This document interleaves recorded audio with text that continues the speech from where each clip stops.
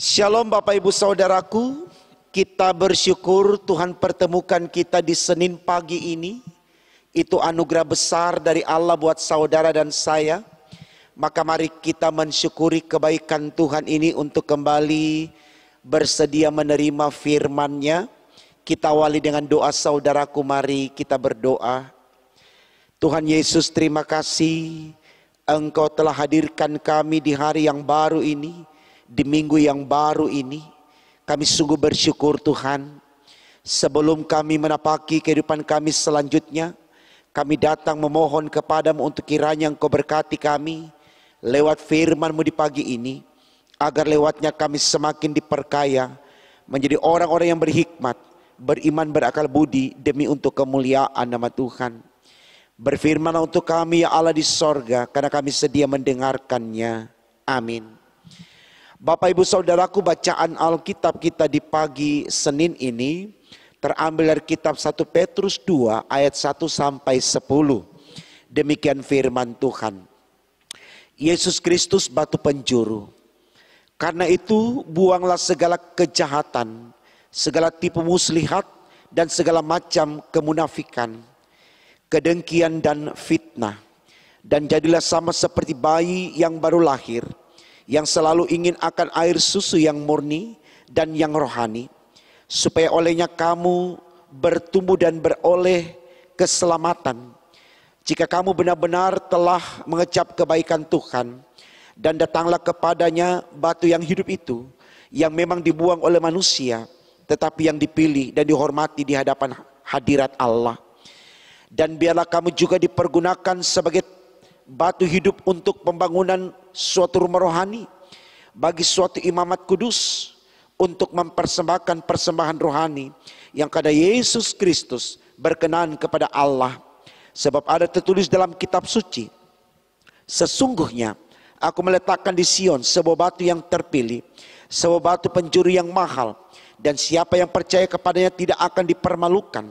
Karena itu bagi kamu yang percaya, ia mahal. Tetapi bagi mereka yang tidak percaya, batu yang telah dibuang oleh tukang-tukang bangunan telah menjadi batu penjuru, juga telah menjadi batu sentuhan dan suatu batu sandungan. Mereka tersandung padanya karena mereka tidak taat kepada firman Allah, dan untuk itu mereka juga telah disediakan. Tetapi kamulah bangsa yang terpilih, imamat yang rajani, bangsa yang kudus, umat kepunyaan Allah sendiri, supaya kamu memberitakan perbuatan-perbuatan yang besar dari Dia yang telah memanggil kamu keluar dari kegelapan kepada terangnya yang ajaib. Kamu yang dahulu bukan umat Allah, tetapi yang sekarang telah menjadi umatnya, yang dahulu tidak dikasihaninya, tetapi yang sekarang telah beroleh belas kasihan. Tema khotbah kita di pagi ini saudaraku, dituliskan demikian dalam Sabda Bina Umat, menjadi batu hidup. Bapak Ibu Saudara, kalau kita berbicara tentang gereja dalam pengertian sesungguhnya, atau berangkat dari pemahaman iman Kristen, maka kita akan katakan gereja adalah persekutuan orang-orang percaya yang dipanggil dari kegelapan untuk masuk ke dalam terang kasih Kristus. Nah, kalau kita melihat secara hurufiah, bahkan juga secara rohani atau iman, apa yang diartikan tentang gereja yang sudah diungkapkan di awal khotbah tadi, mau mengatakan kepada kita bahwa dalam perjalanan panjang hidup manusia, termasuk orang-orang percaya, yaitu saya dan Bapak Ibu, pernah mengalami fase kehidupan yang kelam, kehidupan yang hitam, yang bisa kita katakan masa di mana kita memberontak kepada Allah, kita menjadi orang-orang yang berdosa. Katakan saja kita bisa lihat itu mulai dari Adam dan Hawa yang tidak mengindahkan perintah Tuhan dengan tidak memakan buah pengetahuan yang baik dan yang jahat.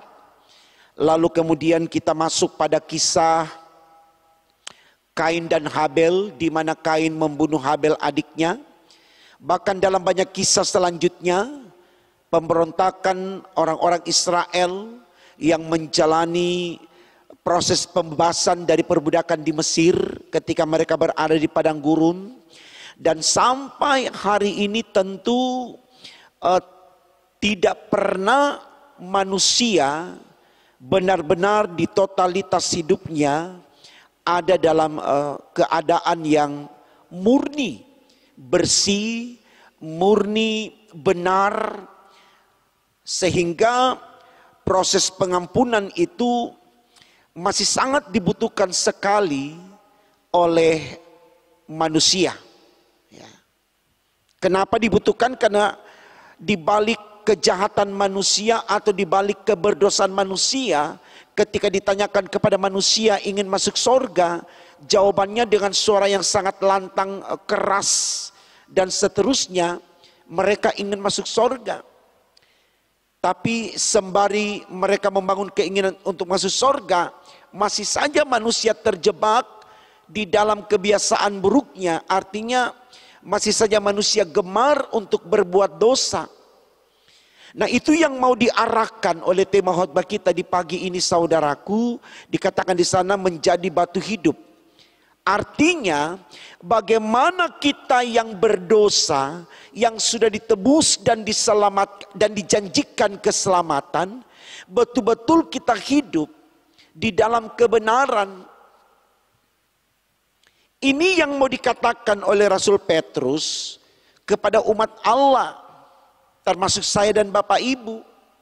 Kalau kita lihat di ayatnya yang ke-9 dan 10 dikatakan begini. Tetapi kamulah bangsa yang terpilih, imamat yang rajani, bangsa yang kudus, umat kepunyaan Allah sendiri, supaya kamu memberitakan perbuatan-perbuatan yang besar dari Dia yang telah memanggil kamu keluar dari kegelapan kepada terangnya yang ajaib.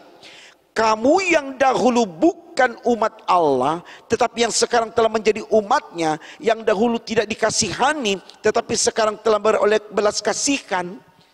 Maksudnya mari kita syukuri keadaan kita sekarang dengan bersedia menjadi batu yang hidup. Batu yang hidup adalah batu ibarat orang yang benar-benar memberlakukan kehidupan ini berdasarkan firman Allah. Dia hidup, dia tidak mati. Dia bukan sesuatu yang statis, tapi dia sesuatu yang dinamis, yang membawa dampak harmonis, bahagia. Karena tentu saudaraku, di balik kebaikan hidup yang kita lakukan, kita akan memperoleh sesuatu yang indah, yang baik, yang sempurna, yaitu sorga. Saya pikir ini baik sekali untuk kita renungkan, saudaraku, supaya kita tidak berusaha untuk menjadi orang yang bebal, orang yang jahat, orang yang berdosa. Kita lihat dalam ayat 8a dikatakan begini. Mereka tersandung padanya karena mereka tidak taat kepada firman Allah.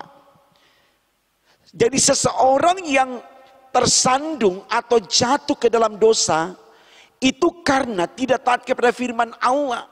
Jadi kalau untuk mau menjadi batu yang hidup seperti tema khotbah kita katakan, harus taat kepada firman Allah, rajin mendengarkan firman Allah dan memberlakukan.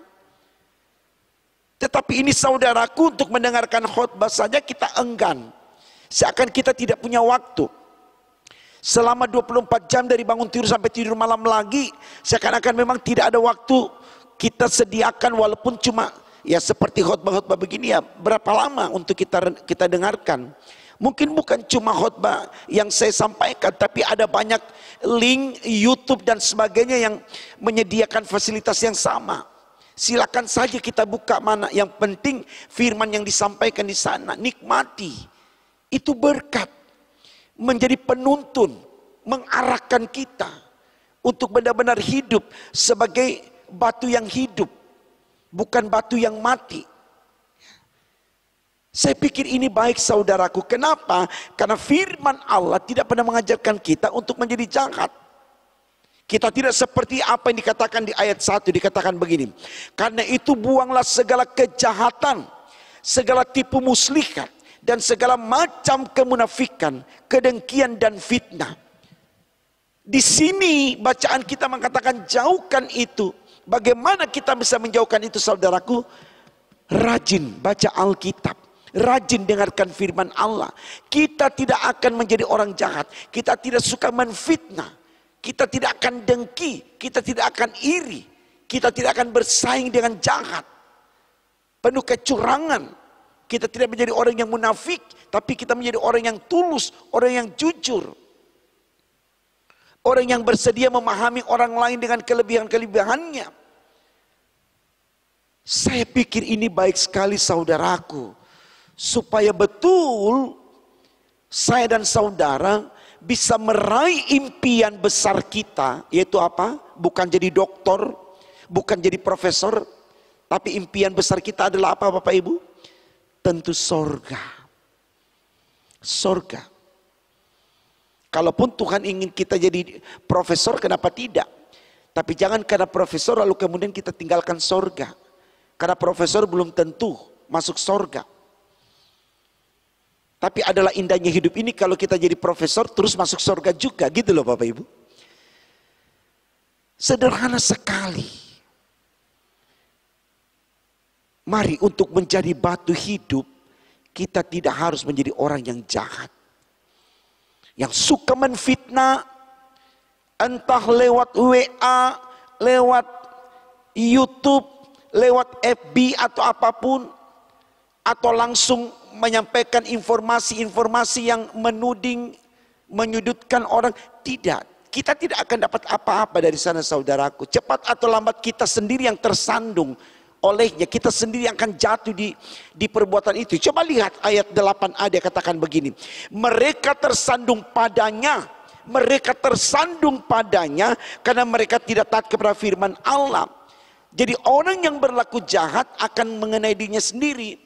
Saya katakan dalam khotbah kemarin kalau tidak salah, ya, pada waktu Petrus hendak menolong Yesus yang ditangkap, lalu Petrus keluarkan pedang dari sarung yang terikat di badannya. Yesus bilang sama Petrus, sarungkan kembali pedang itu, sebab jika tidak, pedang itu akan mengenai dirimu sendiri. Jangan bermain-main dengan kejahatan, kita sendiri yang akan kena batunya.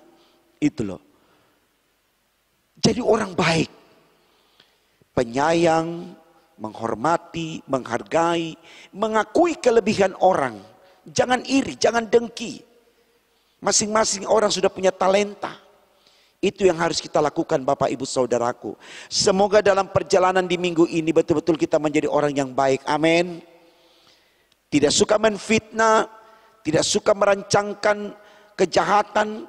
Betul-betul kita mengandalkan Tuhan dalam hidup kita. Walaupun COVID masih ada, jangan takut. Serahkan kepada Tuhan.